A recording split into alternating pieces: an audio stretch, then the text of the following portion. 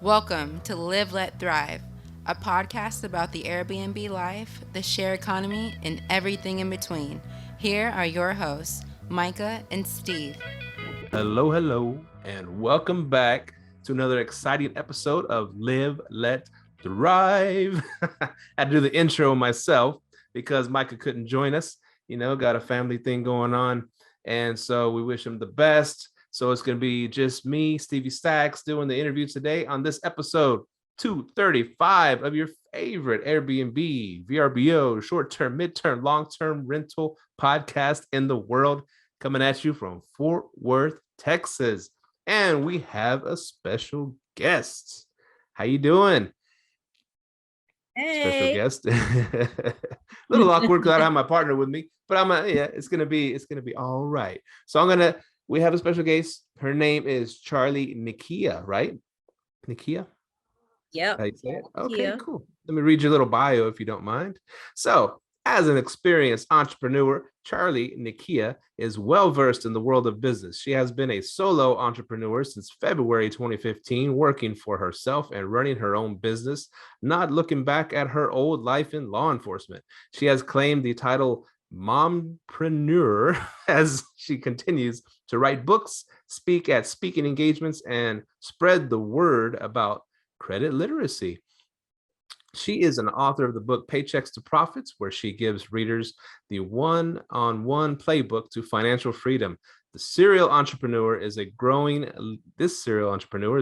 leader in the short-term rental industry and continues to grow her business every day. Charli continues to set the bar high and won't allow her dreams to be broken. She also prides herself on showing aspiring and new entrepreneurs to change their mindset about their view on money and credit. Welcome to the show, Charli. Hey, how are you? That bio is a little outdated. I need to update that. Okay. I am First of not all, an entrepreneur at all. first of all, that you got an amazing background back there. Where are you? Where are you located? I'm in Miami. I'm in the my beautiful 305. It's a little chilly out here. That's why I got on my hoodie, my sweatshirt. Anything below 60 is like freezing. We got to bring out the fur coats. So yeah. I have friends down there, and they always brag. They always send me pictures of the weather whenever our temperature drops below 30. They just start sending me pictures everywhere in the country's frozen except for Florida. Yes, I was just in Toronto. Oh my God. And it was like 13 degrees. I was like, I gotta get back home. This is not the life. I'm sorry. That's crazy. So do you do short-term rentals in Miami? Yes, I do. I have 5 here in Miami. Yeah, Oh. Miami's not the easiest place in the world to do short-term rentals because of the restrictions with the HOAs and people it has Airbnb. Such a negative connotation with a lot of these condo associations. So, yeah. Yeah. So I've heard it's pretty strict out there. Now, is it the city that's strict too? What particular rules they have in place? Some of the places where the cities will allow you, it's not the city, it's the HOA that won't allow it. Oh, okay. So the city's they're open to it, I guess. Yeah. So, but it's usually the HOAs, unless you're like going to the beach. The beach is just a headache because they have like a whole enforcement team. And yeah, it's like you feel like you're selling cocaine. All you want to do is do short-term rentals and you feel like it's not Easier to sell coke there than to do a short-term rental. Exactly. That's cool. So how did you go from law enforcement to short-term rentals? It's crazy because I didn't jump straight into short-term rentals. I went from law enforcement to owning a bakery. Because there's no handbook in being an entrepreneur. So usually when you leave your 9 to 5, I don't know if I can curse. I'm not gonna curse. You're just doing stuff. Yeah. Oh, okay. So you're just doing shit. You're just out here trying to find your way and figure out, okay, what's gonna make some money that I don't have to go back to work. That was the whole game plan for me. But I had the support of my husband. We opened the bakery. That was a disaster. It was I call it a beautiful disaster, like a beautiful nightmare, because I didn't realize how much would entail in the food business and the profit margins would be so thin. But I jumped into Airbnb or short-term rentals per se after letting that go. And I kind of really figured out the credit game. And I was trying to look for ways to leverage my credit and get me some income producing assets without having to come out of my pocket so heavy. So short-term rentals was the way because it was low overhead costs, and it was just a much easier way to get into real estate. Yes, I mean, I've heard it. The food industry is pretty tough. So at least you started a business that was like super hard to do, super hard to be successful in, and then you went from there. The short-term rentals must have felt easy. Yeah, and it helped me with management. So that's why I was like, I'm not a solopreneur. So it helped me understand the importance of building a team, running the show with people, and automating and delegating, and not just trying to just carry the whole business on my back. And how did that teach you credit literacy? I'm sorry, what was that? And how did that teach you the credit literacy part of it? Oh, well, the credit literacy happened after the bakery failed, because I was a cash-strapped business and didn't have money. And I was like, damn, just if we would have had our credit, me and my husband, if I would have had my credit straight, we wouldn't have went through this. I could have borrowed money from the bank. So that's when I pretty much jumped in the credit head first after selling the bakery, just trying to figure out how do I leverage the bank's money instead of using my own money. My first business I started with the bakery, I used my pension money. Well, my husband gave me $10,000 of his money first, and then I used the rest from my pension. So I didn't even use the bank's money. I just used all of my own liquid capital. So I was like, I'm never doing that again. I'm gonna play with the bank's money this time instead of playing with mine. Yeah. OPM all day, right? Other people's money. OPM, OPP, all that stuff. Other people's money, other people's property.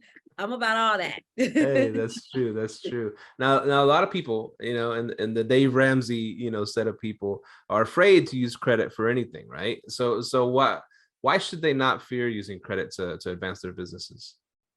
Because for one, you can stay liquid. You want to have as much liquidity is the name of the game. You want to be as liquid as possible. And then for two, the banks got more money than if you was to go and, have to go try to work overtime to get the extra money or try to create a savings. Like you could just leverage your credit score and get up to $250,000 in unsecured funding from the bank. It just makes sense.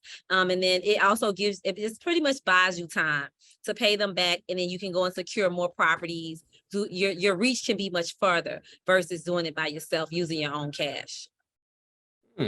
All right. So how the hell do I get my hands on $250,000 of unsecured cash from the bank? Hey, you got to get that credit score up, baby. You got yeah, you got to get some buying power. You need, like I tell people, well, for one, if you want to have at least a 680 credit score, you want to add some buying power to your credit report, meaning like high limit cards. I'm not really big on loans. I don't like loans. Unless we're doing like traditional real estate, but I prefer lines of credit, business lines of credit. It's, for one, it's recyclable money. You can use it once, use it again. If it's on the business side, it doesn't affect utilization for us because, there's different factors when it comes to your credit score. So, but, you just want to definitely work on the credit score first. You want to make sure that you're not paying stuff late. You're not maxing out your cards on your personal side. And then you can add trade lines to add more buying power. Trade line is being an authorized user on someone's credit card, but you want to add buying power to your credit report so you can get the banks to give you higher limits when you apply, and then pretty much use that money to do what you got to do. And so add buying power. What do you mean by that? So say for instance, your highest credit limit is $500, right? So, it's just a strategy that you can use in this, and it's legal, and it's now whether or not people think it's morally right. Hey, I ain't the morality police here, but you pretty much are added as an authorized user. Say, for instance, you add me as an authorized user to your credit card. You have a $10,000 card that has 5 years of age on it. So now, instead of me just having a $500 card, now I have also a $10,000 credit card reporting. So I just pretty much added a little bit more buying power so that I can kind of show the banks that I've been responsible, even though that card is not mine, but just kind of convincing them just using that strategy to give me a higher limit cards. Now, when someone does add you as an authorized user, this might sound like a dumb question. Do they have to go on there and call that number and actually activate the card? Is that part of it? So usually when you don't see the card, you don't touch it, you don't feel it, you don't do anything. The owner of that card or the company that you go through to buy the authorized user trade line, they're going to handle everything. You're just going to get the benefit of being added to the card. But I tell people to be very careful, because the same way that can help you, it can hurt you if the owner of that card pays anything late or they max that card out. So you want to be careful. Yeah. Choose who you want to piggyback on wisely, right?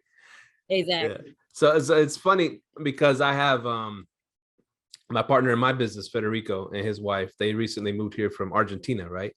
And Okay. so, and Mike has always preached that too. He's always preached the trade lines thing. And so they got here, they have no credit, no nothing, no history, no nothing, right? So they're gonna live here. And so I went ahead and first I added his wife, Carolina, on my cards. I did the, added her authorized user. And before she even moved here, because she's actually has U.S. citizenship, so I was able to do it because she had a social security number and everything.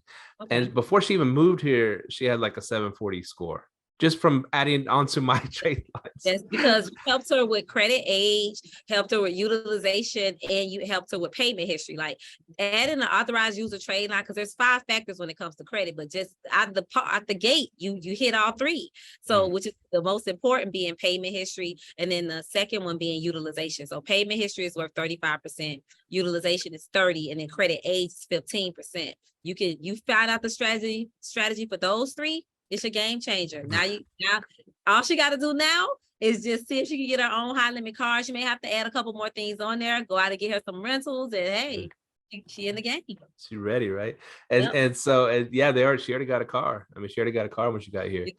I literally have 18-year-olds using this same strategy and getting their own short-term rentals and starting their own Airbnb businesses, like using the same strategy with trade lines and leveraging their credit, and they 18 and 19-year-old college students.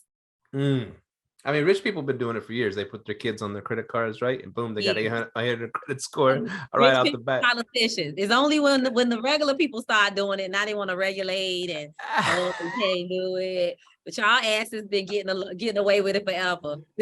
see, this is, we go all over on this show, but the number one thing that pissed me off about Trump is he was giving all the rich people's secrets away, and all these politicians are attacking him now. I'm like, man, we're just learning this stuff, and now you're messing it up for all of us. Put me in the game. I'm just trying to learn the game. Don't hate the game. Like, just let me be. I just want to win a little bit. That's all I'm trying to do. A little bit. I want to do some cross segregation studies on my properties and get that big old chunk of refund back, like the rich people do. And now they're all looking at it now, man. Learn a little bit. That's why I try to come and rub elbows with the rich people, because I want to know what the hell they doing. Like, what are y'all doing? That's why it was very important for me. I wanted to get short-term rentals in Miami because I know it's a global city, but I also want to see what the movers and shakers got going on. Like, what's going on with these high risks? How y'all affording this? What can I do? And one thing I realized about a city like Miami is lifestyle. You're pretty much selling lifestyle here.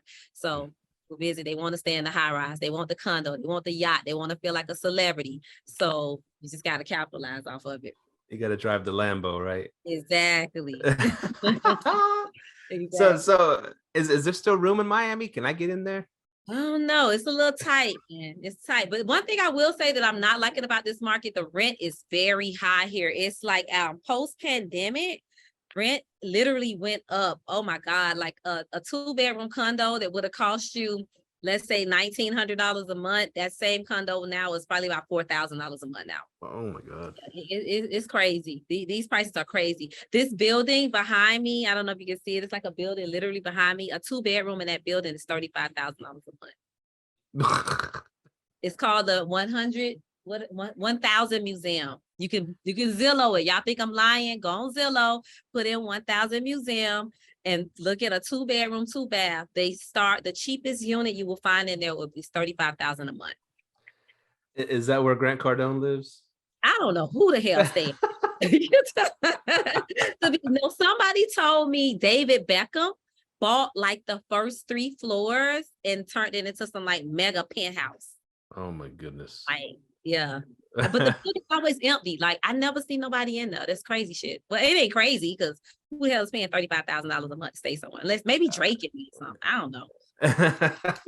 Maybe they just want to show the taxman, hey, I live in Florida, so you can't come after me. So it's $35,000 a month. There's one in there for like $52,000 a month.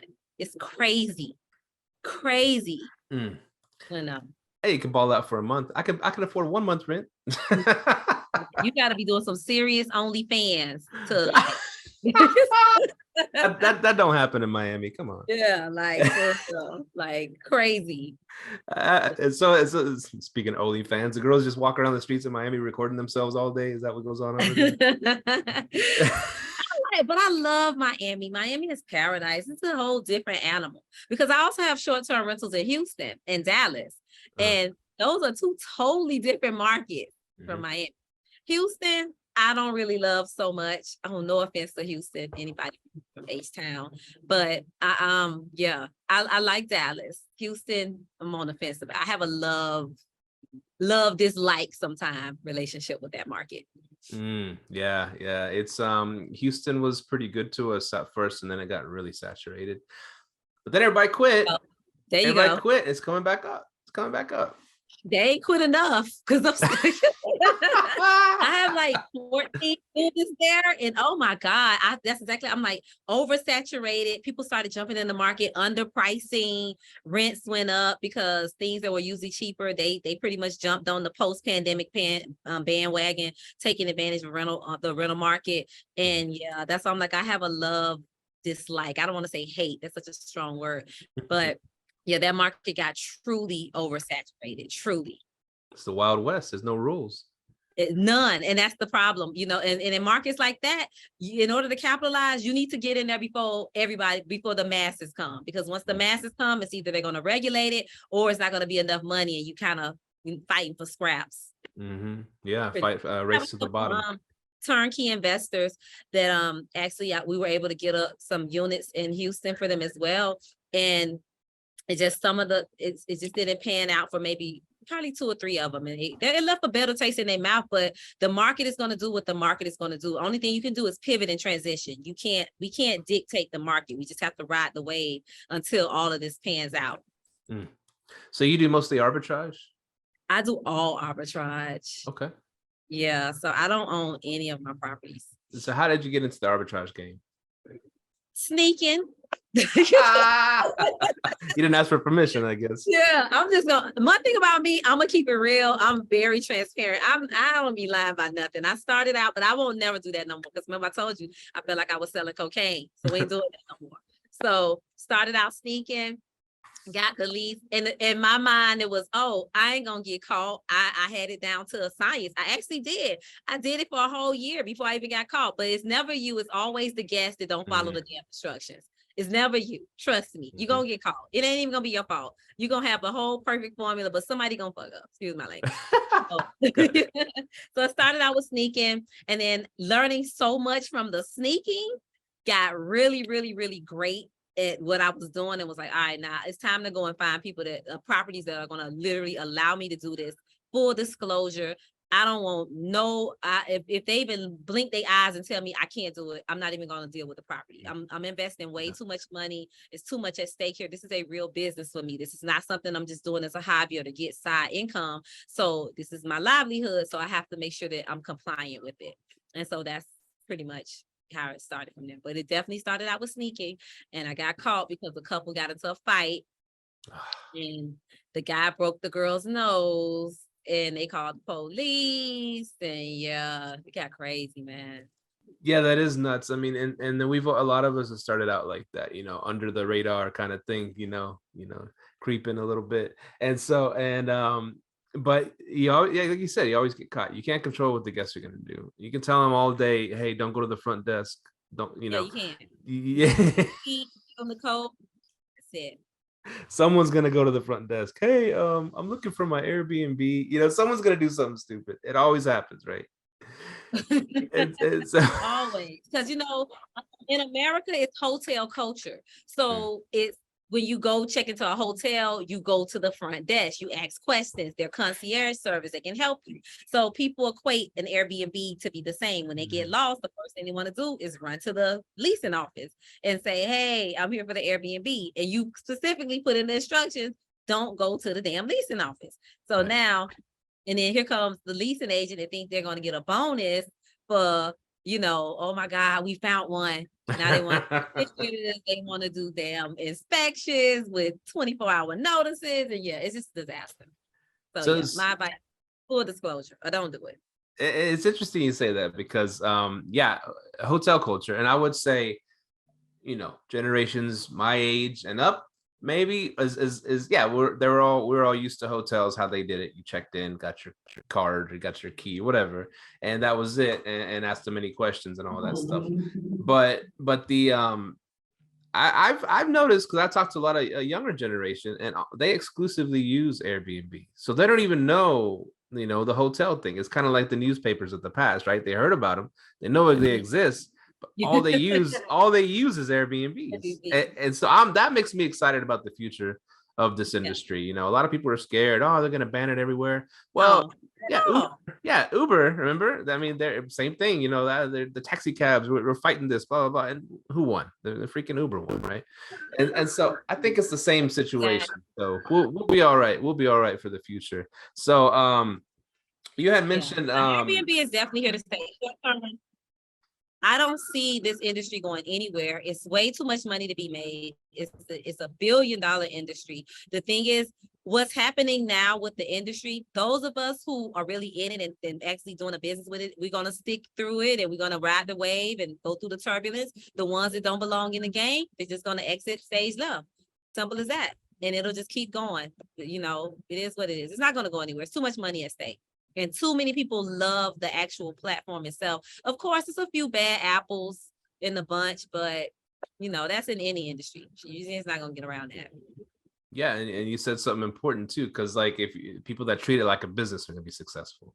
People that they're just trying it out, and you're going to go get their arbitrage, pay way too much for rent, and not get any discounts, not get any first month off, second month, whatever, and then just fill it with expensive furniture, and they're not even going to make their money. They're probably going to lose. They're going to lose. They're going to go up against us seasoned, professionals who know how to fill in the middle of the week, right? They don't even know how to do that, so they're going to get all their weekends cherry picked. They're going to get all their holidays. Someone's going to book their Christmas like 5 months out. They're going to make so many mistakes, and they're just going to get killed on trying to do it. And the thing is, it doesn't help that so many people, and I think the pandemic actually did it too, because you seen some people, oh my God, I jumped into Airbnb, I don't own the property, I don't have no money, and I'm guilty of it because I've taught people how to do it. And then so you just go get a place, you don't do your numbers, you just buy furniture, you throw it in there, and you just list it, and like, okay, let's see what happened. I'm ready to make the money. And so that's pretty much part of the problem. But it'll definitely work itself out. Like, it is what it is. It's just right now, it's just a little turbulent. Some of the markets are experiencing softness, like Houston being one of them. To me, Dallas, I know they have a lot of the STR regulations, but Dallas is still a good market. Yeah, we have a lot of units in Dallas right now, so it did hit a little. And it's a great market. Oh my goodness, great market. I like Dallas.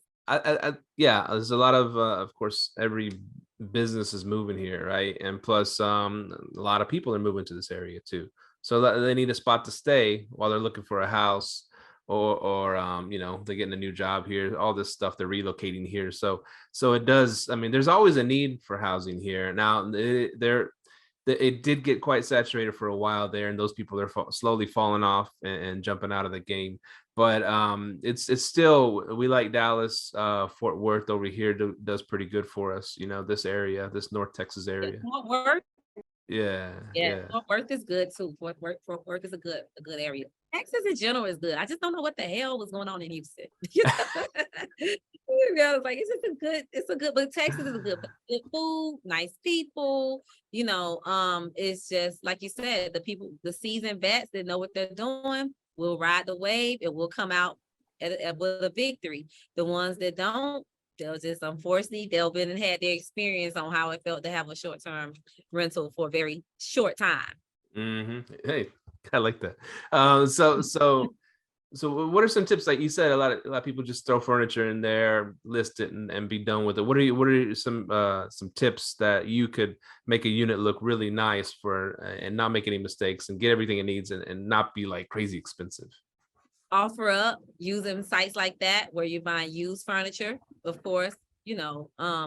Amazon is my go-to. I'm gonna lie, because you have stuff that's cheap, it can get ordered in time. And then also, if you can find a local furniture company that you can buy bulk, you can get stuff for wholesale pricing or right above cost, then that helps as well. So, just about being strategic. Like, we're not buying $1,000 couches unless we charge $5,000 a night. Then yeah. So like in a place, even in a place like Miami, We want the luxury and the look of expensive, but we don't have to spend a ton of money to make that happen. You can get inexpensive wallpaper, find, like you say, used goods that are just in good mint condition. Like there's things you can do to make your place look stunning that you don't have to spend a ton of money, but you also want to come up with a budget per room of what you're spending so you won't overspend. And be careful about your maintenance guys and your handymans that have to put furniture together, because they can get a little pricey too. Because when people know you're doing Airbnb, they start trying to overcharge you. That's another thing. Especially people that build furniture and stuff. They want to charge, oh, I charge $1,500 to put a 1-bedroom together. Crazy? Yeah. Yeah, dude did that to me. That literally happened to me. Like, he was like, oh yeah, to put 2 beds together, hang up 2 TVs, build a table and something else. He was like, it'll be $1,500. I'm like, damn, we got to come up with a better rate than that. It's not going to work. So everything is negotiable. For me, everything is negotiable. It's up to you just to tell me no. So what are some things that you think that you put in your units, you know, that kind of separates you from the pack? Some things that you wouldn't even think about as a good idea to add to a unit that people love and it does great for you. Believe it or not, the little Alexa units, the tiny Alexa units from Amazon that has like the speaker, and it's like an alarm clock that can wake them up. They can play music. People like that. That's something that's really good that we noticed that people are like, okay, this is cool. Definitely ring lights for the girls that do makeup, and you can't have enough mirrors. So like that's even me when I go to people's Airbnbs, they don't have mirrors, like, you know, full length mirrors to when you're getting ready, when you're getting dressed. That's definitely a big thing. And then extra towels. Stop being stingy on the towels. Just go buy 100 damn towels and just leave it in the unit. They steal them. Like, you just can't have enough towels for real. So I come to think of it, that's one of the best compliments we get is towels. Of the most frequent compliment is that, oh, they had these luxurious towels and there was plenty of them. I like towels, and just leave them. Stop being stingy. Stop giving people 1 towel per person and your place sleeps 10 people. Like, stop being stingy. Just put the damn towels in there. It is what it is. Get the good quality ones and call it a day. So that's towels. People don't realize that's a make or break for people when they go and stay in these units. Like extra towels, extra linens. Because when you go to hotels, remember, you have to think like hotels think too. There's no limit on you asking them for towels and extra pillows, extra sheets. You need to have those things. But even little smart, like even touches of little smart things, like the little Alexa smart hubs. Now, even though that's one thing in your unit, now you've turned your unit into a smart hub. Well, that's what I put in my listing. Nice. Smart hub. I'm writing that down. We're going to order those today. Like little gadgets and stuff like that. But just make sure that you keep a note of it so you can charge if somebody steals it. Because you'd be surprised people be stealing out here. Well, you won't be surprised. I'm sure you know. Yeah, we know. People like to take things. Now, you mentioned hotels. I remember like back in the day, because at first they do give you only a couple towels, right? But so the cleaning lady leaves the card out. You know, I've rated the cleaning lady's card just to bring some more towels into my you know? For whatever reason, people want to use a new towel every day, you know? So it's like, even if it's something that you don't encourage, but definitely, you know, if you can have those extra amenities, those it's a make or break. I even leave a bottle of wine for check-in for all of my units. Get a cheap little $5 bottle of wine. Remember, all this stuff is a tax write-off. Yes, this is a tax write-off. This is a gift. Hey, thank you for staying here. We welcome you. Here's a toast on us for your stay in Miami or your stay in Texas or Dallas or whatever. Now, what about I'm assuming you use smart TVs. Do you leave apps for them? Do you leave anything for them? I leave the apps on. Nobody can order nothing though. Do not be ordering whatever movies and all that foolishness, but we do use the apps. Some people do get upset because I don't really put cable in the food. I only use the smart apps. And I'm kind of still on the fence about it because some people really do want cable. There's still some people that want to watch the game. They want to watch. So, if it's a complaint about it, then we may just say with that, okay, let's just put some cable in there. Just get the cheapest package available. It's usually mostly just smart TVs. But definitely for music. And now the one tip that I tell everybody, you know, okay, you got the smart TV, access to all the apps, that's fine, and they log into their own apps, cool. Leave a couple for them if you want to leave an, you know, have a Netflix or something like that going for them. Definitely Netflix. Yeah. Right. But I'd say most people have their own Netflix account, but still, you know, leave a couple apps for them, whatever. Yeah. But I always say, you know, people forget to put an antenna on the TV too, because you mentioned the games. And these TVs, I mean, unless they have the cable app or the Direct TV or whatever it is, they can't access these games, you know, and a lot of them may have it at home, but they don't know their login to get into it and all this stuff. So they're asking you, hey, I want to watch the game, blah, blah, blah. And, but most of the games come through regular TV, you know, of the NFL and some, you know, other big sporting events. So it's always good when you have your smart TV, you got the apps and everything. Always go get like a little $10, you know, $15 antenna that you can hook up to it so they can get the local channels. Yeah. And that's why it's very important also as a host that you should stay in your unit for 1 or 2 nights so that you can make sure the unit, even if it looks pretty and it's nice, is it functional? Like, does it have everything you need or guests would need? And just try to do a checklist and make sure you have everything, because people are looking for, and well, in Miami is different, but in a place like Texas, they're looking for a home away from home. You want to have, like, we keep tea, we do coffee, you know, the Keurigs, all that stuff. But just go and stay there for 1 or 2 days just to make sure everything works properly. The bed is comfortable. Also reinforce your beds, because people will break mattresses. If you buy these cheap ass beds from Amazon, have somebody come in, reinforce the bed. I can't tell you how many beds we have had broken. And then it was like, why the hell people keep breaking beds? It's because the beds were not reinforced. So you don't want people calling you at 2 a.m. or the next day, like, oh my God, your bed broke. And yeah, it's a disaster. Oh, plus they're on vacation. They have a little fun, you know. Exactly. Even for people that's like overweight or like bigger people, you want to make sure it's comfortable for them. So that's why it's very important to get a sturdy bed. I had a guy that was like almost 400 pounds that was staying in my units, and he stayed there. It was a 60-day stay. We went through 2 beds. Oh Lord. Yeah, it was crazy. And I didn't want to even open myself up to like discrimination, because he was like, you know, even though I'm a big guy, I still need somewhere to sleep. So, because it was like I wanted to charge him when we got to the second bed. And he was like, well, that's not fair. Your bed isn't stable enough for somebody my size. So I think that's something that hosts don't think about. If you get someone that comes to your unit that's a little bit bigger, can your bed sustain them? That's true. Now we mentioned, so do you not use wood slat beds? Yes, we do. Oh, you do? Still get them reinforced though. Okay. Yeah, you double up on the wood, right? Yeah, we still get them reinforced. To be honest, yeah, it was a wood slat bed that broke. Literally, oh my God. If I could show you the pictures of the bed, like the bed was like flat on the floor. Like, this is a big dude, man. I never seen a bed do that ever. Just the legs went sideways everywhere. Oh man. But it was a lesson. Everything is a lesson. And when stuff happens, we just gotta be like, okay, now we know how to deal with that issue when something else comes along. So that's how the whole reinforcing of the beds came up, because for some reason I get a lot of bigger people in my unit. Okay.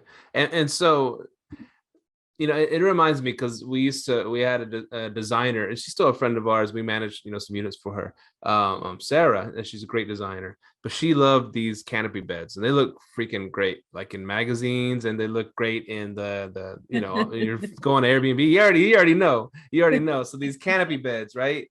But man, there's so many screws and bolts on those things, and like you said, same thing. People on vacation, getting their groove on, and so.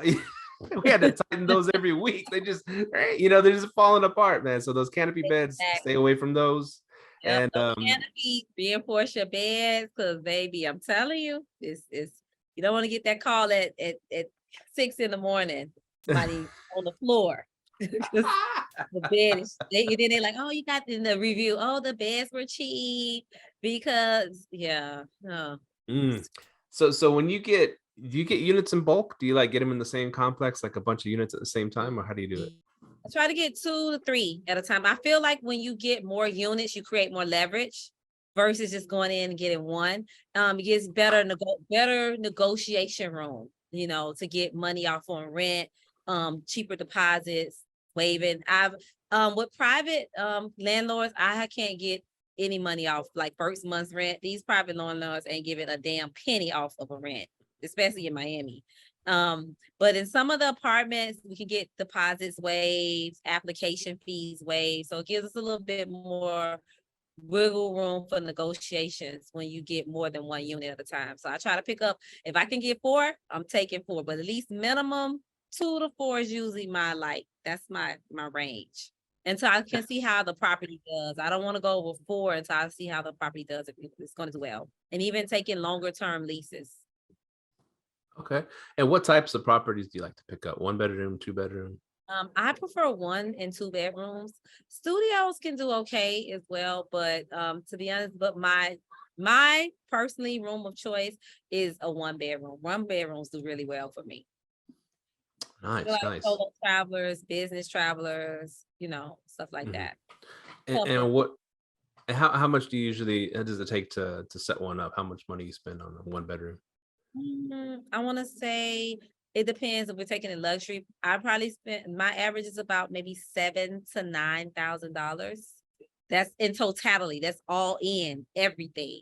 That's talking about the furniture, the handyman, the rent, that's just all in. But yeah, about between $7,000 to $9,000. That's not too bad. That's not too bad.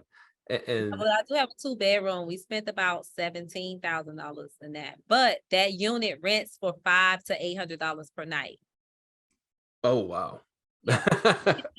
So it's different. So something like that, but it took it's a pretty big space. It took a lot of money to get that place together. It's a lot of.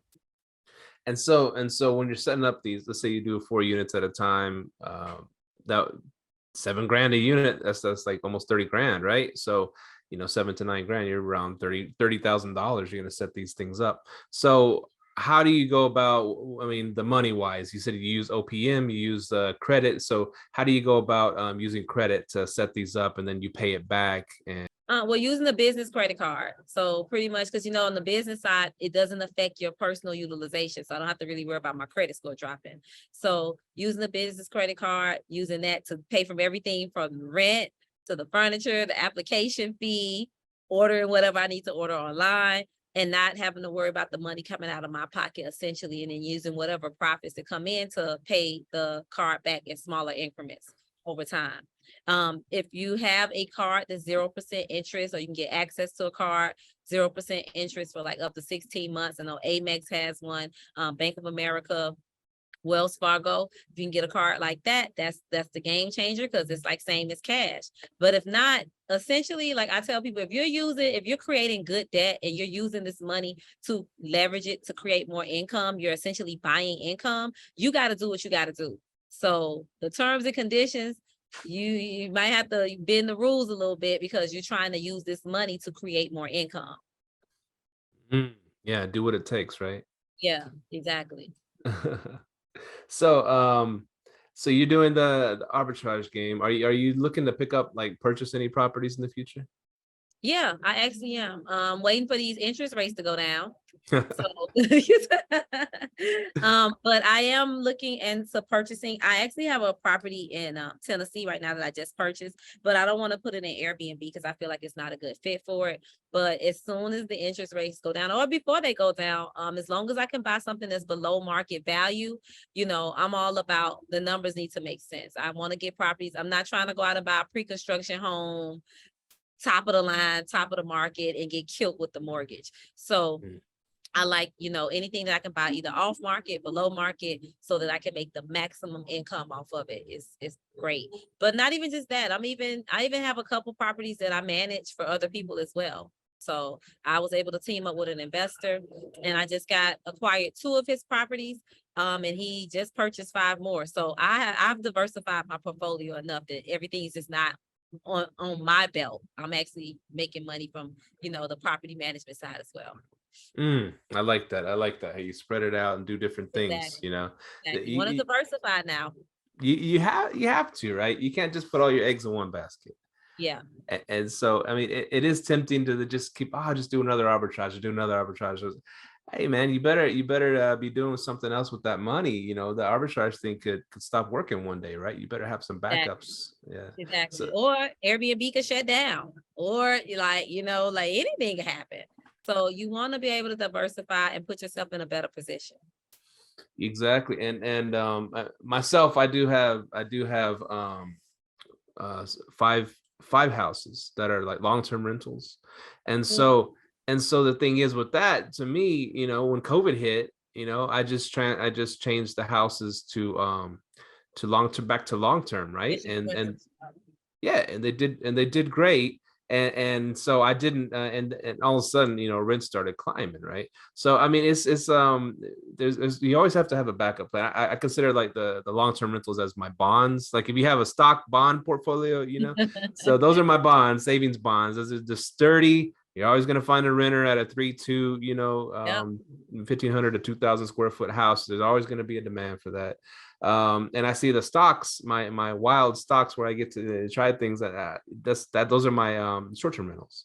And then yeah, something else I look at too as well is that if you're in a position where your short-term rental is not doing what it needs to do, you can always, when you're going to do the long-term game, be okay with coming down on the price a little bit and sacrificing some of that profit margin just so you can at least float the lease. Like, it's better to make some money than to make nothing and your property is just sitting there empty, because you get so stuck on, oh my God, I cash flowed $4,000 last year every month, but that's not the case right now with this market. So you're gonna have to, damn it, sit back and go back to the drawing board and say, all right, let me make things make more sense realistically from a financial standpoint with what's going on with the market, so I can survive this thing. Exactly. And to me, because we have some clients we manage for too. And this one client was, I won't say who it was, but they were kind of freaking out because there was a little dip. They had a month that was like a little bit of a dip, and this is a really nice house, has a swimming pool. I mean, it's high demand house, right? And so this 1 month she was freaking out about, let's say August or September, which aren't over here. Those aren't the best months, right? Yeah. And they're like, well, it's actually dipped lower than what my, it's getting close to what I'm paying with my mortgage. I'm probably going to break even this month. I was like, better than nothing. I was like, yeah, exactly. It's you gotta look at it the whole year. It's a whole painting, right? It's the whole picture. I was like, you made like $5,000 to $7,000 a month in the summertime, and you're complaining about a slow month in August or September, but it's the whole picture. What did that house make you for that whole year? Nobody cares about that. No good deed goes unpunished. It doesn't know how good you did for her house, because the truth of the matter is we are greedy, and investors want top dollar for little bit. They want to invest a little, but they want to make a whole bunch of damn money. People feel like we selling it's back to the cocaine thing. I think in my past dope dealer or some shit. I don't know. But the truth is, the profit margins can be higher than if you were doing traditional rentals. If it was a traditional rental, she probably wouldn't have even cash flowed as much as she did with the short-term rental. So just appreciate what you got. Be thankful that you're not like some people. I have a guy, one of my colleagues, he has 10 units in Atlanta, and last month, not one of them rented. Not one. So imagine being in that situation, in a scenario like that. So if you got enough to leave, even if you're breaking even, you didn't make any money, but guess what? You still didn't come out of pocket. Right, so I think it's still a win. It's still a win. And so it's funny. It's always like the grass is greener on the other side type of deal. You hear him say, well, I could just put this as a long-term rental and then I'll make this much a month guaranteed. What? That ain't so guaranteed. Yeah. Guaranteed. I don't know what get this guaranteed word from. Where does it come from? I don't know. Guaranteed is taxes and death. That's it. Exactly. Exactly. Guaranteed. Like, what do you do if you get a renter that doesn't pay the rent? What are you gonna do? Now you gotta sue them. Like, these renters, they know these tenant laws. So I'm not a long-term rental girl. I don't like long-term traditional rentals, to be honest. But if I have to do it, I will. But people have to understand there's no guarantees, and investing is what it is. It's risk. There's risk involved in investing. You can make some money, you can lose some money, you can break even. That's just the risks that are involved. Of course, we want to mitigate our risk as much as possible, but sometimes we got to take the L. comes with the game. It comes with, that's why it's called investing, right? The game. People don't understand it. They don't be happy when they're making money. Like, I have turnkey investors that, like when, we started feeling softness in Houston, it was like, oh my God, what's going on? It's like, it's an investment. I can't control the market. Like, we can lower prices. We can waive cleaning fee. We can do whatever we want to do, but I can't take somebody's finger and make them press that booking link. I just can't do that. And the competition is a little bit stiffer than it was 2 years ago. More people in the market. So now you have to be a little bit more savvy. So when you say, what do you do that helps you stand apart from people? You got to really sit down with your team and say, what are we going to do to make us stand apart? Like for real, for real. Those are the type of conversations that need to be had right now, because those conversations are going to keep you in the game. Oh, big time. And so you mentioned you did like you do like luxury high end, some of the units. Yeah. Okay. So what performs? I mean, I love the luxury market. And I shouldn't say this is going to be very unpopular, but I'm about to say, but I'm going to say it any damn way. I prefer a luxury market for one, because it's a different type of guest. Somebody who's coming to spend $500 a night is a totally different guest from somebody who's spending $100 or $80 a night. And I experience people that spending big money to come on vacation, they ain't even really complaining about shit. They come out their bags, they just want to have a good time about every damn thing, from Wi-Fi to where's the extra towels. What they want, the SLS experience for the Motel 6 price.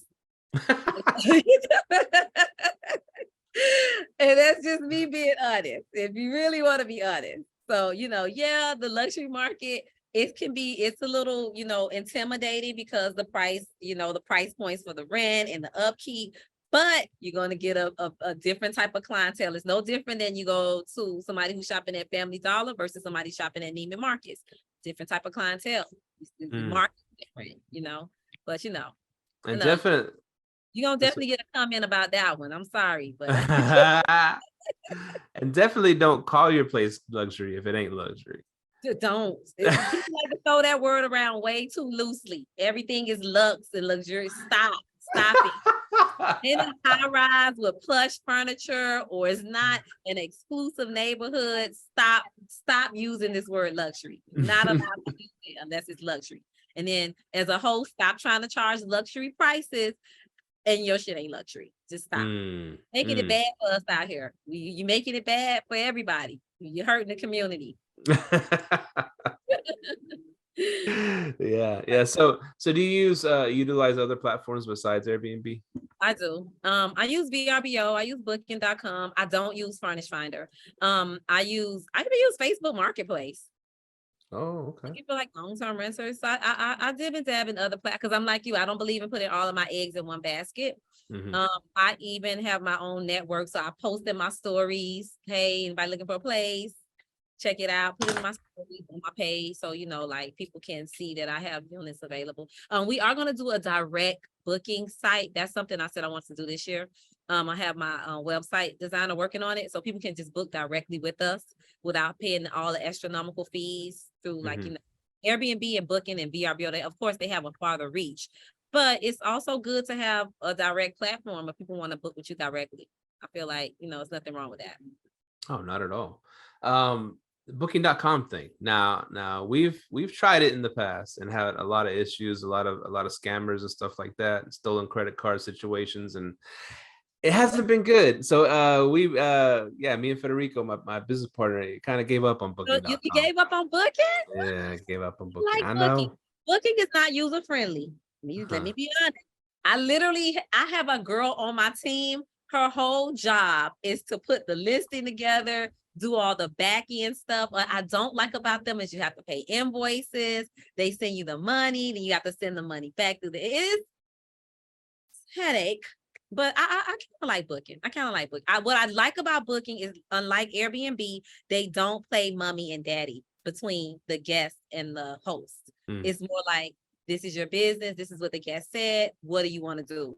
Airbnb literally snatch money, send back fees, like reprimand people. I kind of don't like the fact that Airbnb plays referee, but I guess they have to do that in some cases because you do have some hosts that are bad hosts. But I've had instances where Airbnb didn't even they barely listened to our side of the story and was like, oh no, we're just gonna do this.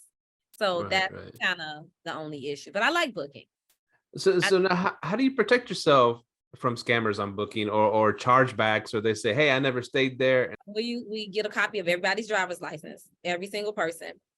And also we have them pay a deposit outside of the app because booking.com will accept damage deposits as well. So, and they also give you the option to view the person's credit card that's on file up to 3 times. So that alone is enough that we haven't had any stolen credit card issues with them. Now we have had some people from Booking that come and don't want to check out on time. Now that has happened. But we literally had to be like, yo, we had to call the police. What you doing? So like, yeah, I'm about to send the goons and snatch somebody up out out my place. Yeah, I'm not, you're gonna leave. I'm not dealing with that. But that's some of the things that we do to protect us. And then in some cases with some of the properties, we actually have to do a background check. So they have to send a driver's license and we do a background check before we even give them access to the unit. Plus we have Ring cameras on the door so we can see who's coming in and coming out. And what percentage would you say your bookings come from booking.com? I'm looking about 30%. Ooh, damn. I need to tell Federico about this. I need to get back. We need to get back on there. He had those scammers at first. He said, screw this, we're not doing it. And okay, we hopped off of there. How many scammers did you have to deal with? Well, he said that like it was like 7 stolen credit card situations. The problem could be also, all right, so they paid, you got the payment from them, and then they came back to you and said the car was stolen. Is that what happened? I think that. Or they left the card on file and then they didn't pay. I don't think it got to the point. I think it got to the point where they were trying to book on these stolen credit cards. It never got all the way through. You have to be very careful with booking.com, right? Because Booking allows you to book first without paying. So what happened was we got burnt a couple of times with that too. So in the beginning, they would leave the card on file, and then when it's time to charge the card wouldn't go through. So what happens is anybody on Booking, the day before they get to the unit, everything has to be cleared with the payment. Like, and if the card that they have on file isn't working or we don't have access to it, then we'll send you an invoice outside of the app to pay us through Stripe, QuickBooks, whatever. So that was an issue in the beginning, but we're able to mitigate it by making sure the day before check-in, every payment has to be made clear, including deposit and a copy of the driver's license on file. So I can understand where you're going through. I had actually ended up losing. I lost a $3,000 booking on booking.com. A girl from Chicago. But the thing is, booking.com also links with Priceline. So sometimes it'll look like they paid through Priceline, but they didn't really pay. They just left a card on file, and then you think that the booking is paid, and then they stand in your shit, and it's 4 days that went by, and you ain't got no money yet. Like. So yeah, that was a disaster. So you do have to be very careful with Booking. I said I was gonna do a whole class on booking.com because please do. It'll be a very popular class. Because everybody's talked about Airbnb, but if you can really like get booking.com on board, it can definitely help diversify your bookings and you don't have to lean so much on Airbnb. And then Furnish Finder, although I like them, I don't like that they charge you money to list with them. Yeah, we, and I've gotten past that in a way because I mean, you could pretty much like in Houston, like for example, you could pretty much have one listing there on Furnish Finder, and then you got access to all the people that are searching, right? That's true. You don't have to have multiple in each city, just one in each city. That's fine. You're pretty much covered, because you can reach out to them and send them your links. Yeah, be like, hey, just choose one. Which one you like, girl? Yeah, exactly. Which one you like? Just pick one. Something you brought up was okay, people didn't want to leave. You're gonna have to call the police, this and that. I call the goons. The goons? You don't call the police? Because you used to be in law enforcement, right? Yeah, I did. And I know how landlord-tenant laws work. The police ain't gonna do nothing. This is a civil matter. So that's all we ever got, from the civil matter. You take them to court. So you know what? But excuse me, forget that. I'm gonna send somebody to get you out of my place. Don't air that. And okay, you say goons. I might Yeah. leave it at that, but I mean, I've heard of, private security you can hire that 4 can. o'clock in the morning, we kicking the door in, we snatching everything out the house and throwing everybody out and changing the lock. No, I'm just I need to use your security service, your goons.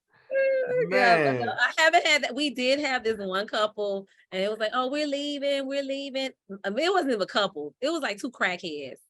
They had like needles all in the house. Oh my God. It was crazy. Oh my goodness. Literally, like I had to send somebody that was like, "Yo, you got to leave." Because the police, what they gonna do? I used to be a cop. Like I know people like to use that, and they know that the police isn't gonna do anything. They're gonna say it's a civil matter, and now you got somebody stuck in your unit. Now they want to become a squatter. I'm not having that. It's too much of an investment. So private security, whatever you got to do, get them out. Okay. I like that. You're right. And I've told people before, we call the police. They don't do nothing. That, and maybe, like you said, it's not their job.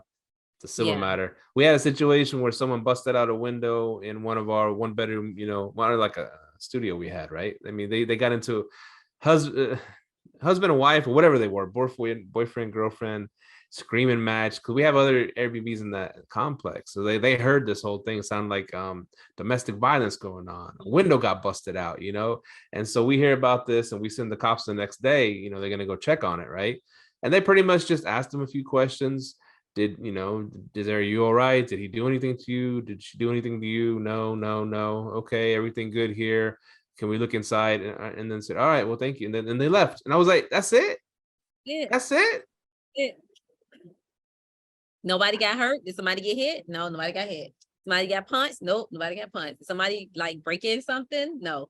So it's pretty much information. It's a civil matter. Now, but I was in the state of Florida, but it's the same no matter where you go in the world. Like no officer is going to come between a civil dispute and try to, the only thing they can do is write an information report. They maybe can ask somebody to leave, but they're not going to get involved with that. It's no different than if you get a rental car and you keep it for too long. Like there's a time frame that you have to have that car before the police will even get involved to report it as a stolen vehicle. That's in the state of Florida. So, oh wow. Sometimes you just gotta have your own security.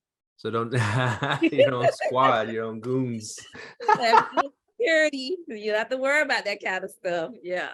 All right. So you mentioned, okay. So we keep it real on Live Let Thrive. So, and me and Micah have talked about this in the past, right? And Micah. Do you know Micah? No, I don't know Micah. Okay. Yeah, he's 7 but foot I've tall. seen him because I watched a couple of you guys' other episodes. Okay, yeah, so we keep it real, and so and we talk about this. So when I started putting my face on my Airbnbs, as my profile picture, whatever, hey, lo and behold, a lot of Mexicans started booking my places, right? And then he said the same thing. He put his face on there. A lot of Black people, booked his places. Now, do you put your face as your profile? Okay. What do you use? You won't see the Black girl with braids with the hoop earrings on my profile. Nope, don't do it. You be good in Houston. Or I'll use a stock photo of like a girl on a balcony with her back turned. No, I won't use my face. I won't. Is it a white girl?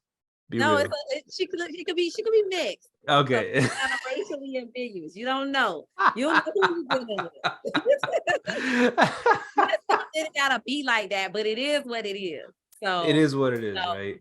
And then especially with the Miami units, I get a lot of people from like Argentina. I get a lot of people from Asia, which it may not even be a big deal for them. When they meet me, it's like, oh, okay.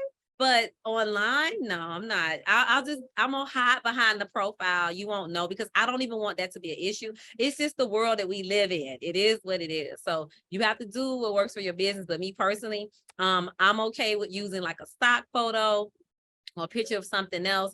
I don't use my picture. And plus with me being a micro influencer online, I always want to be a little careful too, because I don't want to have, somebody who out here trying to damage my credibility, post my listings or try to do something, for safety reasons too.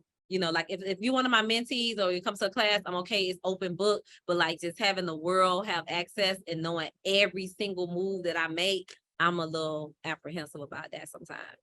Mm. I'm a devote. Want people, even though with how this world works, people can find out whatever the hell they want to find out nowadays, but still. That's true, right? Make it a little bit difficult for them, right? Yeah, you don't have to work a little bit. Yeah, you have to work a little bit now. I ain't gonna just give it to y'all. Because I mean, I hear both sides of it, and then how Micah said it, I didn't even know this was a term. He said putting a white face on the business. You ever heard that term before? Yeah, need deals done.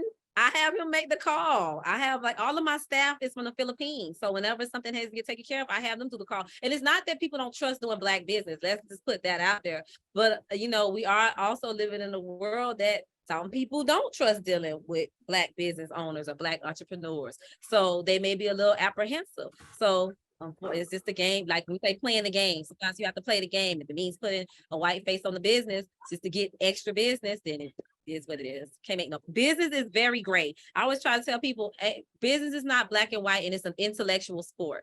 So you got to think your way to the money out here. So if you notice, okay, I'm not really getting the bookings I want with my face being on it, then use somebody else's face. It's worked for me. So I can only tell y'all what worked for me. I'm not saying, but you do you. So we covered a lot. Is there anything you would like to add? Like, okay, people want to get into the space. What advice would you give to them? I would say to people that want to get in the space, make sure you got reserve money. Make sure don't just go in with enough money for the first month rent. Because your first month, it may take some traction. It may take 30, 60, 90 days for your unit to pick up some traction. So try to go in with a little cushion. Don't use the last dollar and then you paid the first month rent and now here come the second month and you like, oh shit, I ain't got it.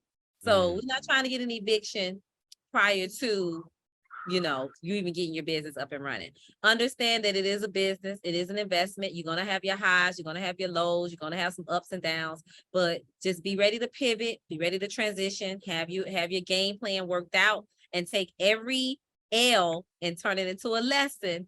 And you're gonna run across some L's. I don't care how perfect you are with this business, how perfect you think you got it down to a science. Something gonna damn happen. It's not if it's gonna happen, it's when it's gonna happen. You just prepare as much as you possibly can and keep it moving. Yeah, it's just like sports, right? I mean, you can't.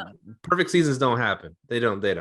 So you're gonna have some L's along the way. You just gotta fight through it and get to the end and win the championship, right? Exactly. I don't care how successful somebody online makes short-term rental business look, how sexy people make it look, how enticing. It's no different than traditional real estate. It's no different than the stock market. It's no different than any other industry. You're going to have some volatility. It's going to be some L's somewhere along the way. It's just how you handle it and how you can mitigate as much risk as possible, then it is what it is. That's beautiful. That's beautiful. So I'm close to quitting my day job. I still got it. It's hard. It's hard to My husband still works. Okay. He still works. He's been on his job for 27 years. And you have to be ready to do it. Me, I jumped out head first. I'm like, I'm out of here. I jumped out head first. I'm very pro entrepreneur, but I do understand the dynamic of, I feel like you should have supplemental income. I feel like, having one of anything is not good. That's why I was like, I need to change my bio because I'm not a solo entrepreneur. Having one employee, one stream of income, you need to diversify. So if you can supplement your income until you're ready to go, try to prepare yourself as much as possible, but understand it'll never be enough money. You'll never feel like it's the right time. When you do it, you're going to feel like you're bipolar. You're going to have every emotional equation that you can go through from, oh my God, me personally, it was, oh my God, I quit the police department. Oh, damn, why did I quit the police department? Oh shit, I quit the police department. Then it was like, I'm so happy I quit the police department. So you go through that whole, thing. And then the thing is, but it's rewarding. There's no risk without reward. I wouldn't change it for anything in the world. I love being an entrepreneur, but do it when you're ready. Because we have romanticized entrepreneurship so much that people are jumping out here and they're not even ready. So do it when you're ready. That's a good advice. And on that note, I was saying that people at my work, they know I'm the Airbnb guy, right? It just got, you tell somebody, it spreads like wildfire. It's work, whatever. That's how everybody is. And so this past year, a lot of people that have been there for a while start, hey, I've heard, you're the Airbnb guy. I heard there's this thing you can do where you like rent a place and then you put furniture in it and you can rent it out again on Airbnb. Is that true? And you make like $1,000 a month, right? And I'm like, it's not, it's not quite that simple. It's so funny, but they start watching these gurus, right? And it's like they just think they're gonna just rent a place for $1,500 a month. They're gonna make $2,500 a month every month, and it's gonna be a beautiful thing. I'm like, not that simple. Maybe it was that simple when I very first started this arbitrage thing, when arbitrage very first started, but not anymore. And so I'm like, man, I give them all the information. I put them in the right direction. I tell them what they need to know. And then I do, I'll even come up with some units that I didn't want to pick up myself. Right. And I say, here's some units in Dallas. Here's some units, whatever you want. It's ready to go. Airbnb friendly, blah, blah, blah. Oh, I don't know. It's a hard life. I mean, it's a different life we chose, the entrepreneur life. People like to call themselves entrepreneurs, think they are, they took some gurus classes and stuff and they think they're an entrepreneur. No. If you ain't doing it, you ain't out there every day, it's a full, what do they call it? A paid hobby at that point. It could be, and it could be an expensive ass hobby if you not careful, So, and the thing is, because again, we have romanticized entrepreneurship, but nobody's telling you need a system. Like, even with you working full time, there still has to be some type of system, because you can't just be jumping off the clock saying, hey, I got to go over here and deal with this situation at this unit, unless you kind of work from home or you freelance. I don't know. But you need to create a system. You need a team. You need to automate. There's so many different things going on in the background. And like you said, the market is not how it was 4 or 5 years ago. Things have drastically changed. Right now, things are very shaky. We just riding a wave. We making as much money as we possibly can, putting out the best experiences that we can, offering the best incentives, just so we can just get to the money and just hold on to the investments that we have. And then from there, we try to make as much profit as we can. But you have to be very savvy with it and understand it don't matter. I could give you a whole rundown on how to get into this game. Now, you could do the same thing with like your fellow coworkers, right? But until you get out here and get your damn hands dirty, you ain't gonna never know what mud feel like. Like, I can tell you, oh yeah, it's this stuff called mud. It turns brown. It can really mess your hands up. But until you get your ass out here and really make a mud pie, or like, you won't know what it feels like. So it's like the knowledge is one thing, applying it is something totally different. So you got to be ready for the roller coaster of the application. And that's what gets kind of tricky. And that's why turnkeys do so well, because people want to pay for the convenience of not doing the work themselves, but want to get mad or feel dissatisfied if things don't go the way that they want it to go. But you paid for somebody to do it for you, so you gotta pretty much go with the way and the method of that's being used in order to get you to your result. Yeah, people want to hit the easy button, right? You hit the easy button. It ain't easy. No matter how you invest, it's never gonna be easy. I tell people, the same way you can lose money at a casino, you can lose money in investing. But it's good that you are, still working, and I always say dreams get killed in the break room. So it's good that nobody's tried to kill your dream in the break room, and they're encouraging you to teach them to keep going. Yeah. At first, you're doing rentals, hating. Oh, you're doing rentals? That's so dangerous. That's the what if this? I'm like, what if this job goes away? That's a risk too, right? He's doing Airbnb, like just trying to be nosy. I know how. Man. Yeah. So when I got over 70 units, then they stopped being so hating. Started asking how do you do that? How do you do that? Yeah, they got motivated real quick. I want to do that too. Yeah. What if you don't mind me asking, what's your full-time job? Like, what do you do? I sell cocaine. Oh. I should be in Miami, right? No, the cocaine game is not the same. I don't think. I don't know nobody who do cocaine. Let me get a disclaimer. I don't know. That's what I was gonna say. I mean, in Miami, do you have to put like glass tables in the living room or mirrored tables? I don't even know if people even sell drugs anymore. To be honest, it's like the new dope boy is scamming. I don't know. Like back in the day when, it was like all these like what was a cocaine cowboy era. I think that era is kind of gone. So I don't know if none of my friends do cocaine, so I don't know. Right. I don't think mine do either.